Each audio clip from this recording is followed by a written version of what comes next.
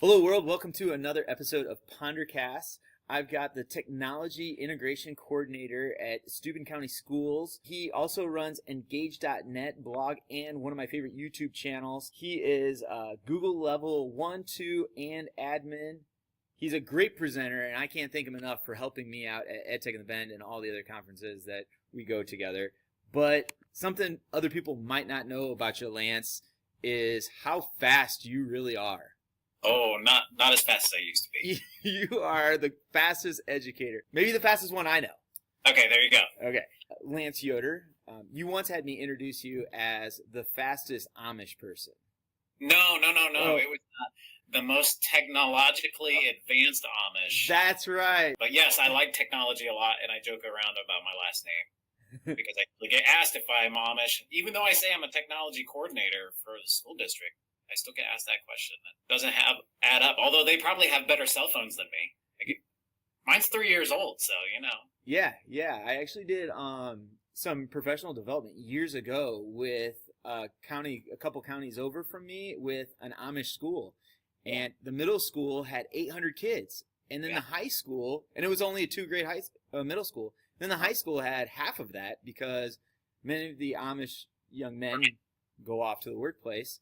Right. And but they all had iPads and they all used cell phones. First of all, can you please explain your role as the Technology Integration Coordinator? That's a good question. Hopefully I figured that out in this process. I do a lot of training. A lot of people in my position, I guess basically I got this position because I was at East Noble first and they had an iPad and a PC initiative in 2011. So it's been a long time for them. But I did a lot more coaching there and working directly in classrooms. And I do that some still, but I tend to do a lot more training because there's just one of me. And so I find it helps if I just do a lot of technology training. And I'd like to do more coaching, but it's a little difficult when you have 6 buildings to float around to. And I probably do a lot more tech department stuff than most people in my position. I tend to have a lot of access. I have a boss that lets me do a lot. Things just need to get done. And so I try and just get things done. I think that's pretty much my job description right there. Let's just get things done. There you go. With that and getting things done, you do a lot of, as you said, presenting. You do a lot of showing your teacher stuff. What do you want to show us today?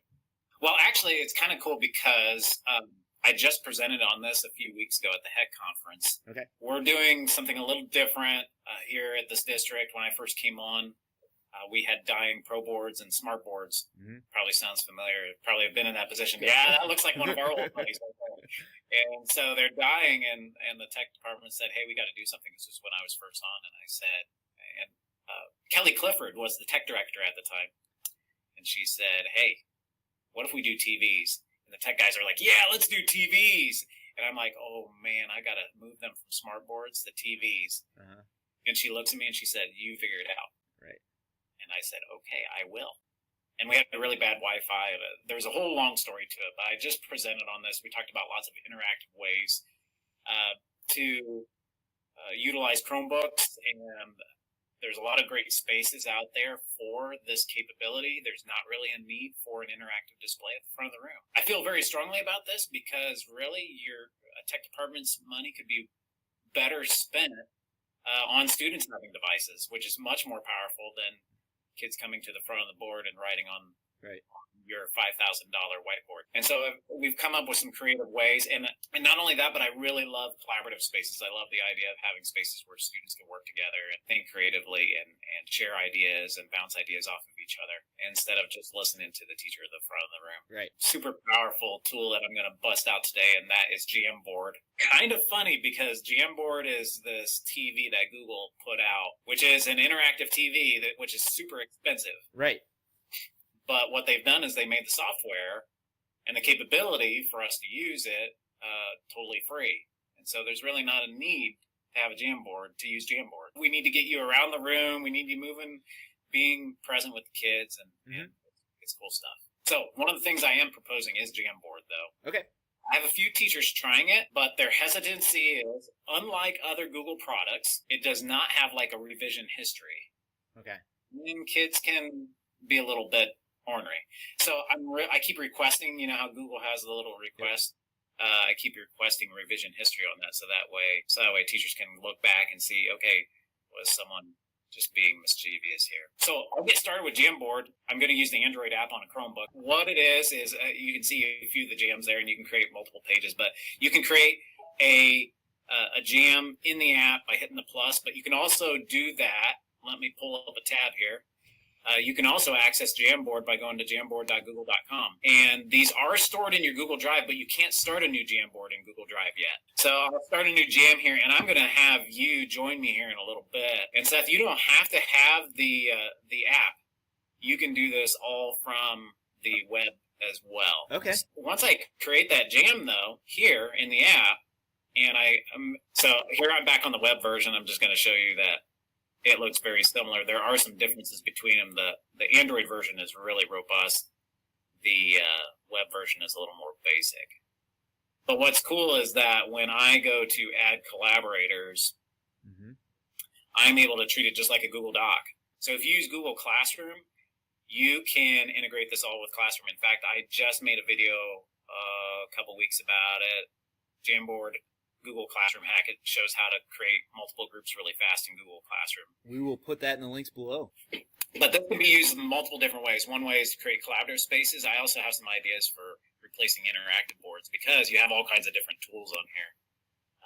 If I click on the little drop down, you'll see that there's even like word recognition. So if I start writing Ponder, oh, I goofed up. I'm doing it too fast. Hold on. Instead, it's coming up with Oh, that's cool. It just automatically types it. It does. Now, it doesn't do that on the web version. It only does that on the Android version.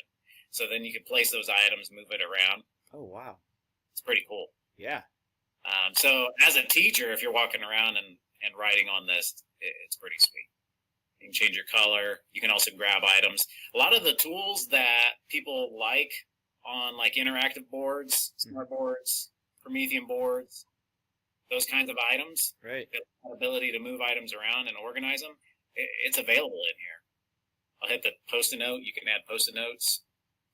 So would this be perfect for like a teacher with an iPad or some kind of some kind of like device for like the math side of it? You can be, totally walking around the room, and that's so sweet. And totally. So yeah, you could create multiple spaces for students to work in there, but you can also use this. I'll talk about it a little, probably toward the end. Right now I'm focusing more on the collaborative space, but it's a good place to just add in those extra items. So these are the tools that are just on the web version. But when you're on the Android version, when I hit this plus, there's even more tools. So you can pull in Google Drive items. You can pull in, you can even do a web search and pull something. So if I search Seth Ponder, we'll see what it comes up with. Oh boy, this could be dangerous. You never know what's going to come up on the web. Oh, toboggan ride. Hey, and that's right by your house. It is. So I could actually clip this then. And it doesn't give you a link. All it does is do like a clip. Hey, there's Seth Ponder himself. Look at that. Right. And I'm going to hit enter. And what it does is it takes this clip and places it in there. And then I'm able to move it around and pinch and zoom it wherever I want. Cool. So if the kids have Chromebooks that have Android capability, they'd be able to have these tools as well. Okay. But you as the teacher, if you're using a Chromebook with Android, you could place these items and then allow the students to work with them. Nice. As an image search, emojis, you can also take pictures, place those items in, and then you can add multiple pages too. So lots of fun. Here's some emojis. This is where students could do even like, what do they call that, dot storming. Yeah, okay. Vote for different items using those icons. So we talked a lot about what Jamboard does, but one idea that I'm proposing, instead of spending a lot of money on TVs, or I should say interactive whiteboards at the front of the room, one of the things you could do is if all your kids have devices, is you could just create the assignment, or you could set it up as a material either way, and give students just view access. I'll just write a Jamboard, and I will add my Jamboard. Now, what's kind of weird is I don't think it will show up right away. It may or may, yep, there it is. So it shows up. It's in your Google Drive. That's something that Google recently added in, and then you have view access to it. You could just post it to all your students. Oh, that's sweet. Yeah. So then while you're writing on your Jamboard, they would just see it. So you could use it as a collaborative space. You could also use it just as a display. I mean, it's almost like Google Slides, but I feel like there's maybe even easier. Some things. Yes and no. Yeah. I mean, it's more touch sensitive. Yeah. It's intended for tablets. It's intended for a touchscreen TV. And then there is an iPad app. So if you're an iPad school, you could just launch that in Google Classroom, give them view access, and you could walk around with your iPad and write on it, and it would show up on their screen. It is time for the lightning round. Are you ready? I don't know. Well, you're fast, so let's see how fast you are answering these questions. My legs are faster than my brain. Question number 1 goes along with this. What is your fastest 5K time? 18:28. Nice. Question number 2. Have you found someone to donate a space balloon or money for a space balloon? Because a few months ago, when you and I were at ICE, you brought that up, and I will link that below. No, I have not, and I've been distracted enough. I kind of forgot about it until I saw the video a few weeks ago. I was like, oh, yeah, I forgot. So, good news. I hope you get to come to EdTech in the Bend in August of 2019. We've got some good news coming, and I'll let you know after this. Question number 3. What do you like most about the holiday season? I think probably my favorite thing is cozying up around the fire with my family, and we go to there's a lot of events at our church, a lot of family time, both with my biological family and my spiritual family. Question number 4. What has been your favorite class to teach? Ooh, favorite class to teach? That's tough. I mean, I do a lot of workshops. I do a lot of different trainings, and they change all the time. You know, I love teaching teachers how to do hyperdocs in Google Slides and make it so that way they're indestructible. Changing the master on Google Slides, and I don't know if you're aware of doing that or not. Yeah. But my teachers also, it's so exciting for them because all of a sudden they say, after I show them how to go through that process, they say to me, "You mean I don't have to buy this stuff on Teacher Pay Teacher anymore?" Right. No, you don't have to. You can make your own. You don't have to do that. You now can see exactly how to make that yourself. And just some of the light bulbs going on as far as setting up collaborative spaces. And my teachers really love using Google Slides that way. So it is exciting. And the advantage of Google Slides over using like Jamboard is definitely the revision history. You could see, okay, what was going on? Everything's time-stamped, which is good for behavior, and it's also good for just knowing what the kids know. It's good for assessment. And then the last question is from Allison Schlofeld. She said, what is the coolest thing you've won at a conference? Well, I had a monster win at the ISTE conference from Wonder Workshop. We were getting ready to leave ISTE, and all of a sudden I get a message on Twitter that said, "Hey, you won a huge prize at the Wonder Workshop and Acer booth." And I'm like, okay, what's this about? We're in a traffic jam in Chicago. It was 10 robots. So, got some of those. Nice. Some of those. Well, thank you very much, Lance, for joining me on this PonderCast. It's always good talking to you. Where can people find you? So I do have a blog. It's edgage.net. I'm more active on my YouTube channel. You've already kind of talked about that. I still use my YouTube channel quite a bit. Yep. It tends to be that I come up with ideas and I make videos about them, and then I never blog about them. Right. So that's a little unfortunate. But yeah, that'll be linked. I am on Twitter, Mr._Yoder.